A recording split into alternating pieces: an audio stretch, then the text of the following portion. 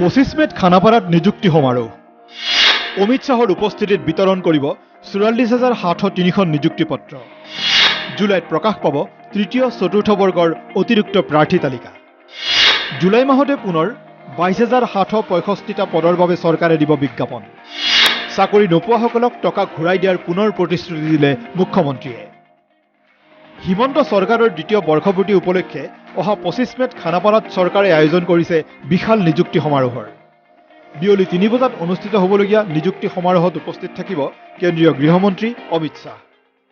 পূৰ্বে যোৱা 11 মেত এই নিযুক্তি সমাৰোহৰ চৰকাৰে আয়োজন কৰিছিল যদিও গৃহমন্ত্ৰী অমিত শ্বাহৰ অসম ভ্ৰমণ বাতিল হোৱাত 25 মেলৈ পিছুৱাই দিয়া হৈছিল নিযুক্তি পত্ৰ বিতৰণ অনুষ্ঠানৰ। মঙলবাৰে জনতা ভৱনত এক সংবাদমেলত মুখ্যমন্ত্ৰী হিমন্ত বিশ্ব শৰ্মাই ঘোষণা কৰা অনুসৰি মুঠ 44,703টা পদৰ বিপৰীতে চৰকাৰে একেলগে বিতৰণ কৰিব নিযুক্তি পত্ৰ।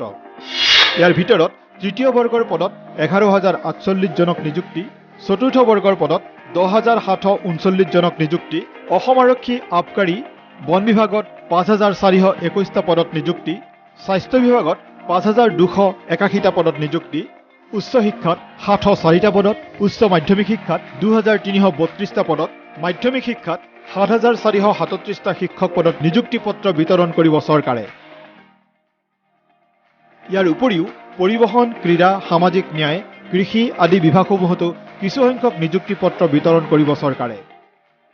অহা 25 মে তাৰিখে দিনৰ 3 বজাত ৰাজ্য চৰকাৰে এখন নিযুক্তিৰ সমাৰোহ আয়োজন কৰিছে। নিযুক্তি পোৱা ব্যক্তিৰ সংখ্যা হ'বগৈ 44,703।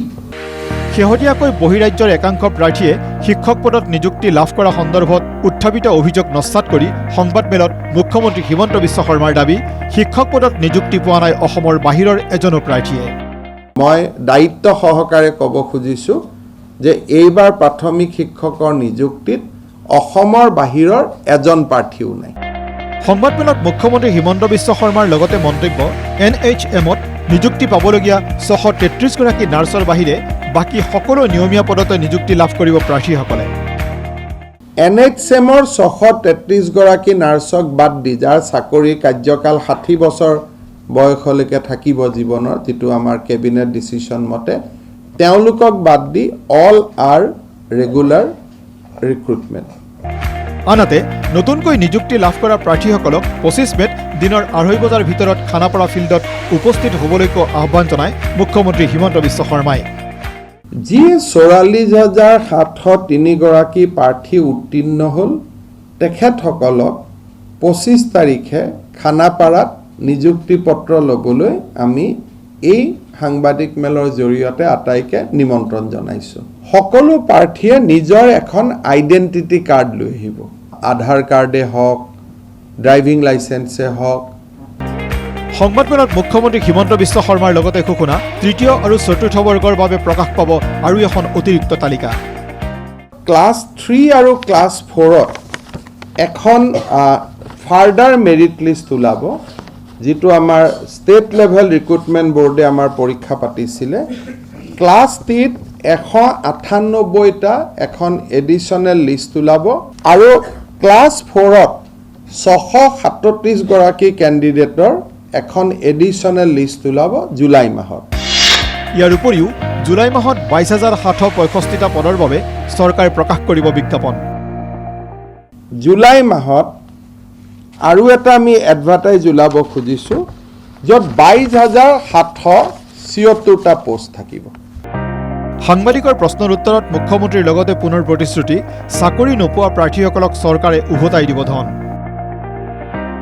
চবেই পইচা পাব, খালি এটা বস্তু আপোনালোকে চাব যে কেণ্ডিডেটখিনিয়ে পইচাটো নাপাব, কাৰণ সকলোৱে পইচাটো দিছে CSCৰ পৰা। গতিকে মইতো পইচাটো ঘূৰাই দিম, কিন্তু পইচাটো কোনোবা মাজৰ মানুহে পাব, কাৰণ সকলোৱে জিপে গুগল পে নাথাকাৰ কাৰণে কোনোবা মাজৰ মানুহৰ একাউণ্টৰ পৰা পইচাটো গৈছে। ঘূৰাই দিয়াৰ পিছতো তেওঁলোকে যে কেণ্ডিডেটক ঘূৰাই দিব, এইটো ডাউট আছে।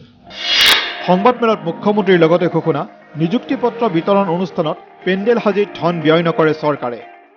লক্ষণীয়ভাৱে পূৰ্বে 11 মেত আয়োজিত নিযুক্তি পত্ৰ বিতৰণ অনুষ্ঠানৰ বাবে খানাপাৰাত বিশাল পেণ্ডেল নিৰ্মাণ কৰিছিল চৰকাৰে। কিন্তু অন্তিম মুহূৰ্তত বাতিল হৈছিল নিযুক্তি পত্ৰ বিতৰণ অনুষ্ঠানৰ। পেণ্ডেল এইবাৰ আমি বনোৱা নাই।